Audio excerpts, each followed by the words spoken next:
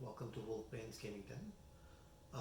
Today we'll have a look at the Teach for Topiary, 2 to 4 play game designed by Danny DeVille and published by Renegade Game Studios. The game plays in about a little less than 30 minutes or around the 30-minute mark, perhaps you're playing a first game.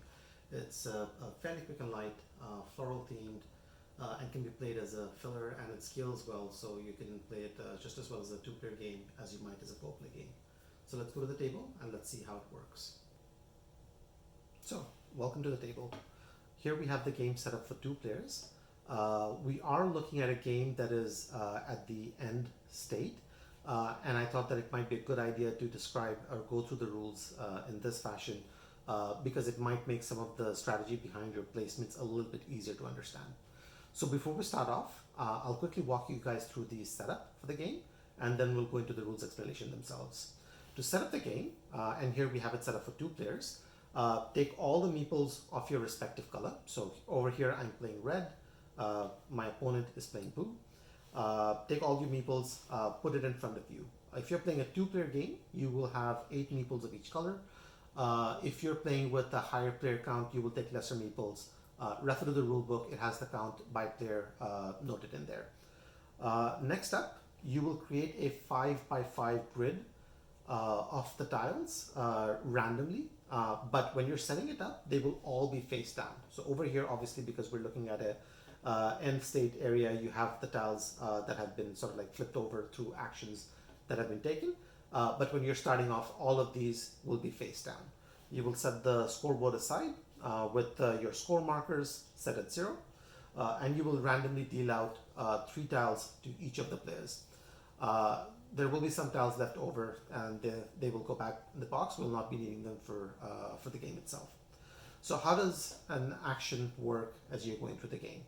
At a high level, your objective is to have your meeples set out in a fashion where they have the best possible view of the topiaries out there.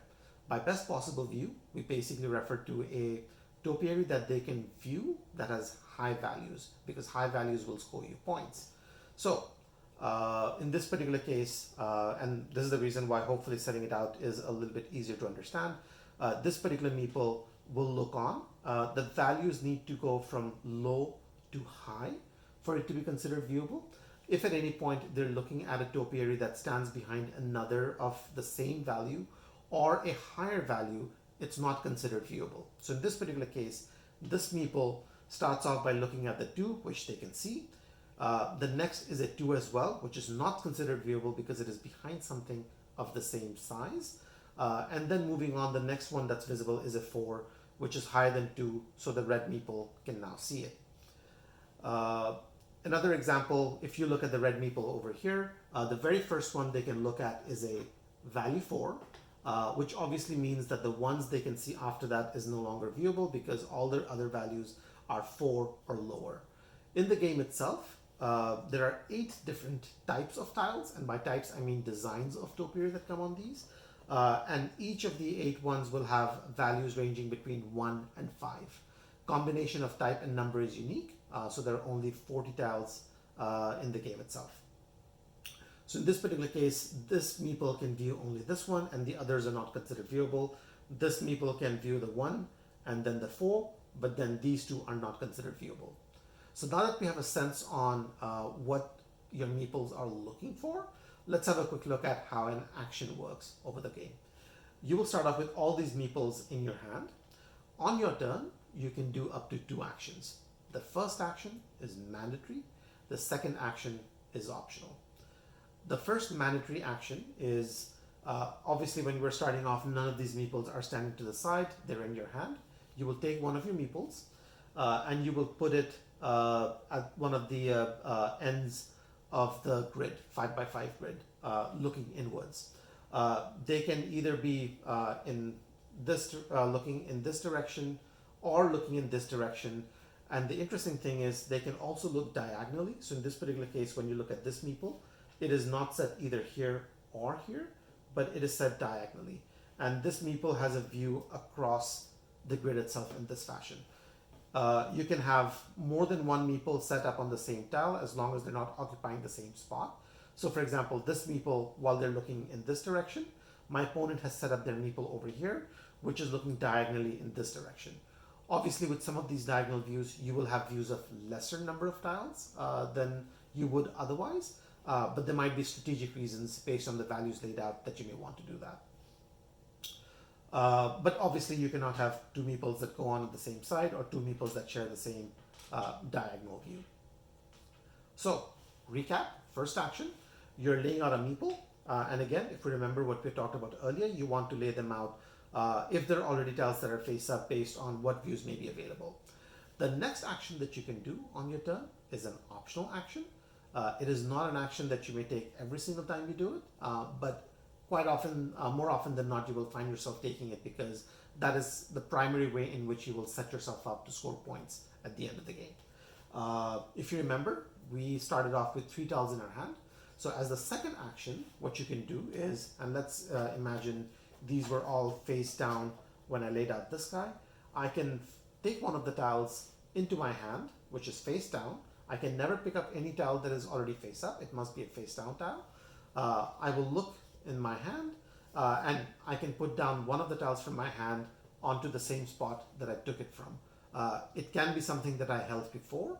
It can also be the same tile that I just picked up right now. So in this example, I had picked up this topiary for a value of 4. I will put it back right here. The second action, again to recap, is optional. So in this fashion, we will go round and round. In a 2-player game, because you have 8 meeples, you're effectively taking 8 turns in that game. The number of turns you will take in a 3 or a 4-player game will be lesser because you have lesser meeples to place out at that point.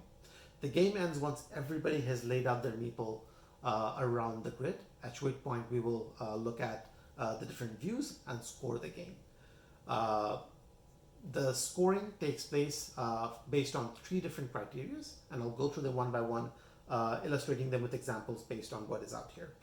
The first fashion, or the first way that you will score, is by looking at tiles that are considered viewable for that meeple and score for the points that are printed on it. So, for example, if I go back to my red meeple over here, they start off by looking at the 2 which they can view. The next one is considered blocked, so they cannot view this 2, but they can view the next 4. So this is viewable and this is viewable. This meeple therefore will score the printed value for the tiles that are viewed, in this case, they're scoring 6 points.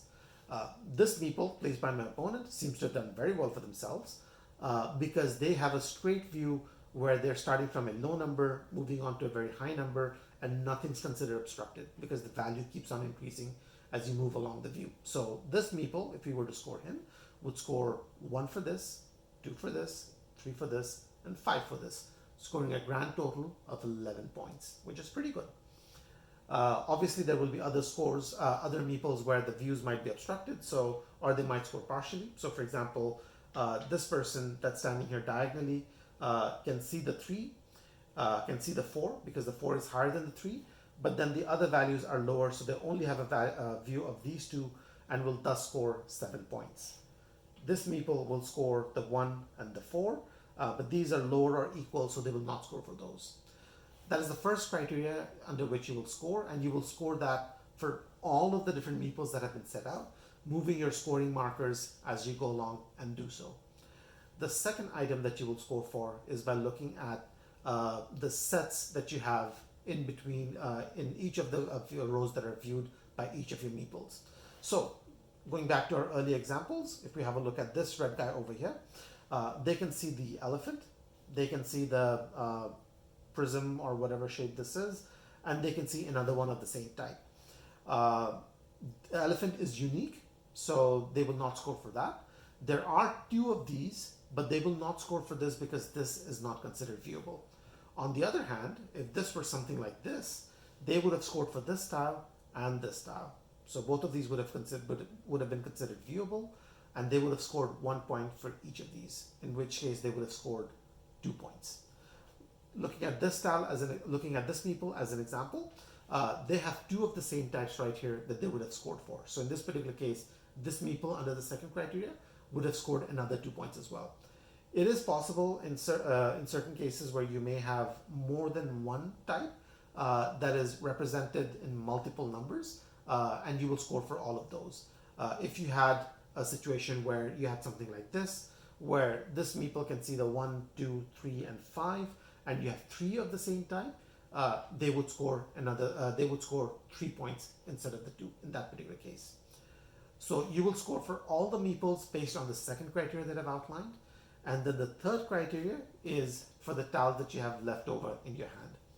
So over the course of the game, you're obviously choosing which tile you want to keep from the ones you've picked up, and then putting down the ones that you may strategically want to place on the board itself. You will also, of course, be doing it with the end game points in mind. You will, at this point, look at all the 3 tiles that you have left over in your hand, and you will score for these tiles if you have a tile of the same type that is viewed by one of your meeples that has a value higher than what is printed in here. So, as an example, if I bring out this 3, I need to have one of my meeples look at a topiary of this type that has a value of 4 or 5. So it must be greater than the one I'm holding in my hand. In this example, this meeple can see the 2 over here, which is lower than this, so that does not work. But they then have a view of the 4 of the same type after that, which is higher than the 3. So I will score for this particular tile in my hand, and I will score the value that is printed on it. So in this case, this tile is getting me 3 points at the end of the game. Just to confirm that we have clarified, let's have a look at another example. The next tile that I have in my hand is a whale with a value of 2. If I have a quick look at this meeple right over here, the first one that they have a view of is the whale with a value of 4, which obviously they can view, which means I can view a tile that has a higher value than the 2 that I have in my hand. So I will score the 2 points for this tile as well. You will go around the table and do this for each tile that everybody has left over in their hand. If something is not considered viewable at a higher value, you will not score for that tile. Add up all the points from the 3 conditions that I've laid out, and then whoever has the most points at the end of the game wins. And that was the teach for Topiary. Hopefully the rules walkthrough helped you guys understand the game a little bit better and can help you get the game to the table without necessarily having to go through the rule book. If there are any questions or comments, please leave them below, and I hope to see you soon at the next video. See you guys soon. Take care.